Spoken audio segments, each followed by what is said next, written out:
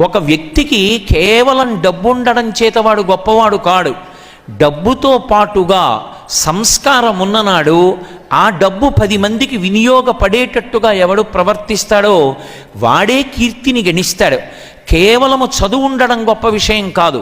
చదువుకున్న వాళ్ళెందరో దారి తప్పిన వాళ్ళు ఉన్నారు. నేను మీకు ఒక డాక్టర్ గారి వృత్తాంతం చెప్తే మీరు తెల్లపోతారు.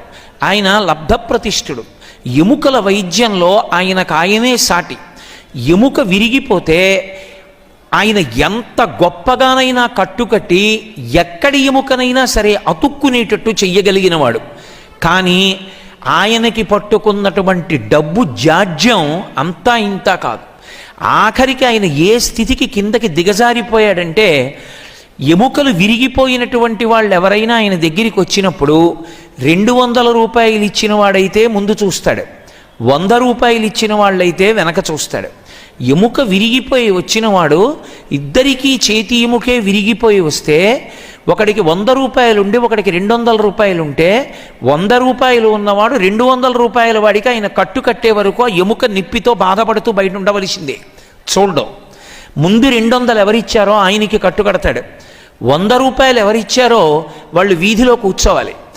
200 వాళ్ళందరినీ చూశాక 100 రూపాయల వాళ్ళని పిలుస్తాడు. అప్పుడు 100 రూపాయల వాళ్ళకి కట్టు కడతాడు.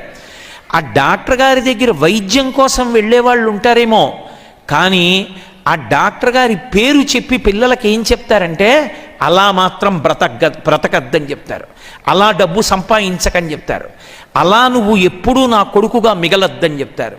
అంటే డబ్బు సంపాదించాడేమో, డాక్టర్ అయ్యాడేమో, కానీ ఏ తండ్రి అయినా అలా బ్రతుకు అని చెప్పడానికి ఆస్కారం ఉందా? కేవలం చదువుకోవడం వల్ల పేరు ప్రఖ్యాతులు ఉండవు. చదువుతో పాటుగా సంస్కారం అబ్బినప్పుడు, సమ్యక్ కరహ సంస్కార, ఎలా బ్రతకాలో అలా బ్రతకడం నేర్చుకున్నప్పుడే ఆ చదువు పనికొస్తుంది.